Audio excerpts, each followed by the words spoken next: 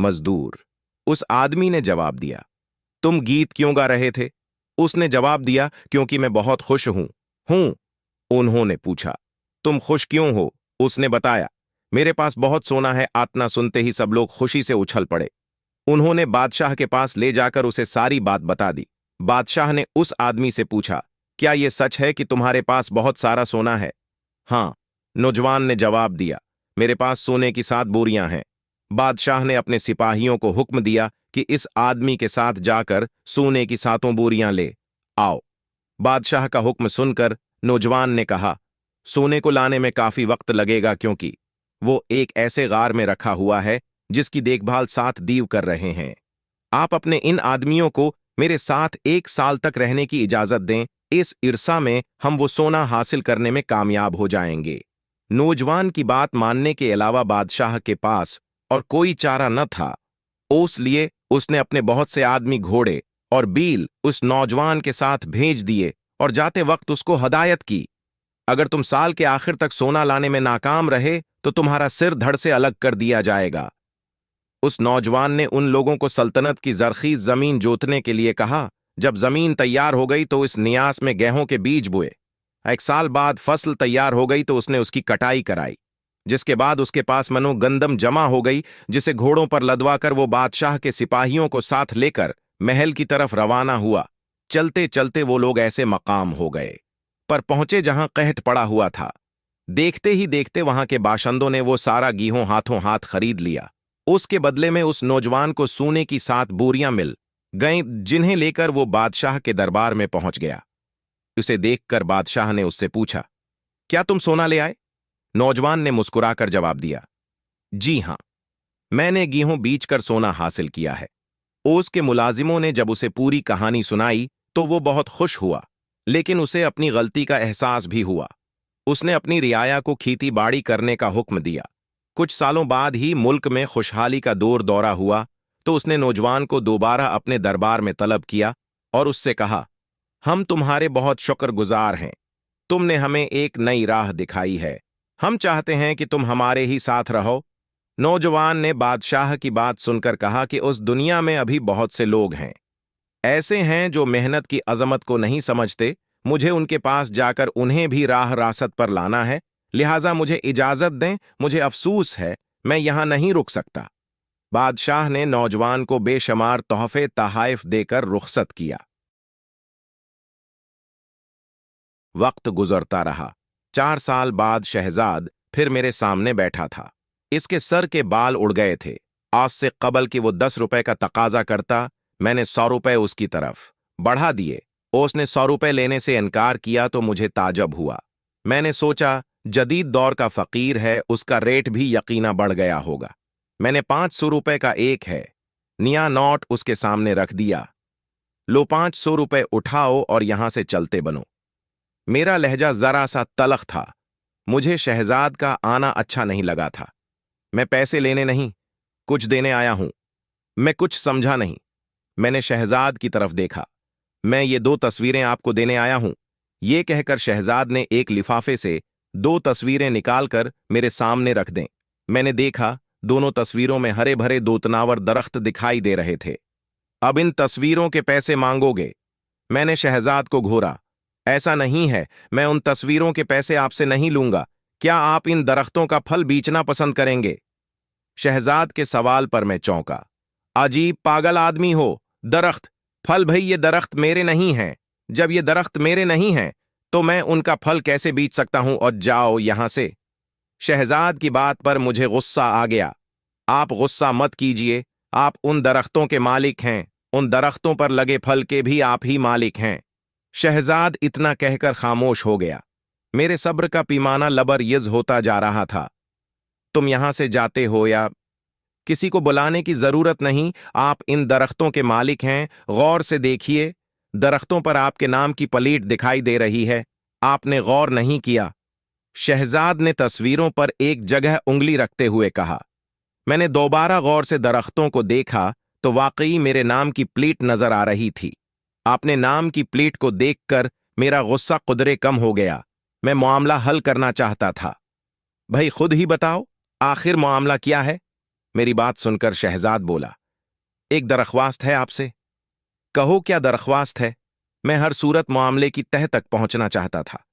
आपके 2-3 घंटे दरकार हैं, फिर आप पर हर बात वाज़े हो जाएगी। अनकार मत कीजिए। शहजाद का लहजा ऐसा था कि मुझसे अनकार ना हो सका। अजीब पर इसरार आदमी था। मैंने उसे 2-3 घंटे देने का इकरार किया तो उसके चेहरे पर खुशी दिखाई देने लगी। मैं उसके साथ फैक्ट्री से बाहर आया। मुझे हैरत हुई कि बाहर उसकी गाड़ी खड़ी थी। उसके उसरार पर मैं बैठ गया। आस ने सस्पेंस की फजा अभी तक बरकरार रखी हुई थी। गाड़ी मुख्तलिफ रास्तों से गुजरती हुई शहर से बाहर निकल गई। अब सड़कों के दोनों जानिब हरे भरे खेत नजर आ रहे थे। दाएं तरफ से एक कुचे रास्ते से गुजरकर हम दरख्तों के दरमियान आ पहुंचे थे। हमारी मंजिल आ गई है, ये ऐलान करते हुए शहजाद गाड़ी से उतर गया। फिर वो मुझे बाएं तरफ ले गया। ये दोनों फलदार दरख्त आपके हैं। ये दरख्त मेरे किस तरह हो सकते हैं, मैं अभी तक कुछ नहीं समझ पाया था। होगा, मैं जब पहली बार आपके दफ्तर आया तो 10 रुपए आपसे लेकर गया था। 1 साल बाद दोबारा आने पर भी 10 रुपए आपने दिए थे। शहजाद की बात सुनकर मैंने कहा, मुझे अच्छी तरह याद है। मैंने जवाब दिया, ये उन 20 रुपयों से लगाए हुए दरख्त हैं। हर दरख्त की लागत सिर्फ 10 रुपए है। अब मैं सोच गया था कि मैं उन्हें दरख्तों का मालिक कैसे हूं। शहजाद ने बताया कि वो लोगों में दरख्त बचाओ, दरख्त लगाओ का शूर पैदा करने के लिए ये काम कर रहा है। लोग मुझे भुकारी समझते हैं। ज़िरेनिया में भी ऐसा ही समझता था, मगर अब हर बात वाज़ेह हो गई है। मैंने लफ्ज था पर जोर देते हुए कहा, अन दरख्तों के फल का क्या करूं? शहजाद ने दरख्तों पर लगे फल की तरफ इशारा करके सवाल किया। ये बीच कर रकम फिलाही इदारों में तकसीम कर दो और कुछ रकम से मजीद दरख्त लगाओ। ये तो बहुत सस्ता सौदा है, सरमाया कम लगे और सवाब ज्यादा मिले। मैंने 10 रुपए का नया नोट शहजाद की तरफ बढ़ाया तो उसने शक्रिया के साथ उसे कबल कर लिया। शहजाद ने मेरी तरह और बहुत से लोगों से 10-10 रुपए लिए थे। सब दरख्तों पर उनके नाम लिखे थे। ये दरख्त माहौल को साफ रखने में मदद भी दे रहे थे और उनके फलों की आमदनी से गरीबों की मदद भी हो रही थी। सिस्ता और ये सदका जारिया भी था। हरे भरे दरख्त थे और दरख्तों पर खूबसूरत परंदे अपनी अपनी बोलियां बोल रहे थे। परंदों के गूल आते, कुछ देर दरख्तों पर बसीरा करते, फिर से उड़ जाते। मेरे अर्दगर्द हरे भरे दरख्त थे और दरख्तों पर खूबसूरत परंदे अपनी अपनी बोलियां बोल रहे थे। परंदों के गूल आते, कुछ देर दरख्तों पर बसीरा करते, फिर से उड़ जाते। हवा से सर सब्ज दरख्तों के सर सब्ज पते लहलहाते तो एक सरूर किसी कैफियत पैदा हो जाती। नहर किनारे मुसाफिर दरख्तों के नीचे बैठकर सस्ता रहे थे। दोपहर की शदीद धूप से सभी नढाल थे। टांगे से जो भी उतरता कुंधे पर रखे रुमाल से अपना पसीना पूंछकर दरख्तों की छांव में हो जाता। एक उम्र रसीदा शख्स एक घने बरगद चारपाई डाले बैठा था। चारपाई के साथ मिट्टी का एक बड़ा सा मटका पड़ा था। जब भी कोई मुसाफिर वहां आता, वो उसे मटके से पानी का एक प्याला निकालकर पलाता। आज के बच्चे तो इस बात को शायद अनोखी बात ख्याल करें, मटके के ठंडे पानी का फरीज के ठंडे पानी से भला क्या मुकाबला। मुसाफिर मटके का ठंडा पानी पीकर खूब दुआएं देता। जब मुसाफिर कुछ पैसे देने की कोशिश करता तो उम्र रसीदा शख्स मुस्कुराकर कहता, बस दुआ कर दो, अल्लाह ताली मेरी नेकी को कबूल कर ले। फिर मुसाफिर के लब्बों पर दुआएं ही दुआएं होते। मेरा गुजरा अक्सर वहीं से होता। ये मंजर अब तक मेरी आंखों में महफूज है। फिर वक्त के साथ साथ मंजर में तब्दीलियां रोनमा होती हैं, होने लगे। बरगद का दरख्त जब सड़क बनाने के लिए काटा गया तो लोगों ने एहतिजाज किया, खूब शोर मचाया, नारेबाजी की। मुरझाएंगे बरगद को बचाएंगे, दरख्तों से दोस्ती निभाएंगे, बरगद को बचाएंगे, बरगद को बचाएंगे। इन नारों की गूंज में बरगद को कत्ल कर दिया गया। बरगद किया कटा। उम्र रसीदा शख्स इस सदमे को बर्दाश्त न कर सका। बरगद का तना जब जमीन पर गड़ा, बूढ़ा भी वहीं पर गड़ गया। वो दोबारा न उठा। बरगद की जदाई उससे बर्दाश्त न हुई थी। लोग कुछ दिन बरगद को याद करते रहे। वक्त ने बरगद की याद को बहुत पीछे छोड़ दिया। अब न बरगद था और न बरगद को याद करने वाले। नहर किनारे बड़ी सड़क का आगाज हुआ तो एक दो नहीं, सैकड़ों दरख्त काट दिए गए। मैं उस वक्त स्कूल में था। स्कूल से वापसी पर मैं अपने जगरी दोस्त शौकत के साथ पैदल गाड़ी की तरफ आ रहा था तो नहर किनारे बहुत से दरख्त ऊंधे मिल पड़े थे। सुबह तो सारे लहलहा रहे थे। ये 4-5 घंटों में उन पर क्या कयामत टूट पड़ी। दरख्तों पर पत्ते तो अब भी थे, मगर सुबह की तरह लहलहाने रहे थे। 2-3 माह बाद दरख्तों की जगह ये लंबी लंबी सड़कें बना दी गईं, जिससे गाड़ियों की आमद व रफ्त में इजाफा हो गया। शहर से आने वाली सड़क को इस सड़क से मिला दिया गया था। सड़क बनते ही दरख्तों को भी भला दिया गया। मैं स्कूल से कॉलेज पहुंचा तो एक खबर सुनाई दी कि अब चूंकि ट्रैफिक का बहाव ज्यादा हो गया है, इसलिए नहर पर एक पुल बनाया जाएगा। पुल बनाने का वाज़ेह मतलब यह था कि इस मर्तबा भी दरख्तों को कुर्बान किया जाएगा। पुल बनाने के लिए ऐसा ही किया गया। दरख्तों की लंबी कतार को वह एक झटके में काट दिया गया। नहर पर पुल बन गया। नीचे पानी, ऊपर पुल, कहीं कहीं दरख्त। मुझे ये मंजर भी अब तक याद है।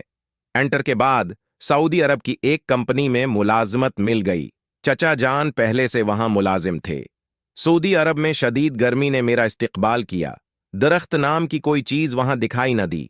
अपनी नहर, दरख्त औरा न पर बसीरा करने वाले परंदे बेअख्तियार याद आ जाते। पहली बार 2 साल के बाद वतन वापस आया तो नहर का मंजर बहुत बदल गया था। हर तरफ कोठियां ही कोठियां नजर आ रही थीं। मैंने हैरत का इजहार किया तो बड़े भाई जहीर ने कहा, यह जमीन तो अब सोने के भाव बक रही है। अपनी जमीन भी एक हाउसिंग स्कीम में आ गई है। Housing scheme? मैंने दोहराया। हाँ, हाउसिंग है स्कीम।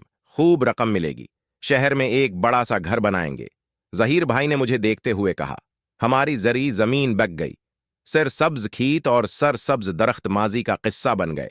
नहर किनारे के दरख्तों का मंजर जहन से महू हो गया। जिंदगी गो या बदल कर्रा गई। सऊदी अरब से मुलाजमत छोड़कर मैंने पंखों की एक छोटी से फैक्ट्री का आगाज कर दिया। चंद साल ही में मेरे कारोबार ने खूब तरक्की की। मैंने शहर से 2-4 कनाल जगह लेकर फैक्ट्री बनाई। जहां मैंने नई फैक्ट्री की बुनियाद रखी, वहां दरख्त ही दरख्त थे। फैक्ट्री बनाने के लिए दरख्त काटे गए तो एक दरख्त के जमीन पर गिरते ही उसकी शाख पर बना घोंसला मेरी आंखों के सामने बर्बाद हो गया। चड़िया के 2 नन्हे नन्हे बच्चे चों चों करते दिखाई दिए। मेरे देखते ही देखते एक चील न जाने कहां से आई और चड़िया के बच्चे को लेकर उड़ गई।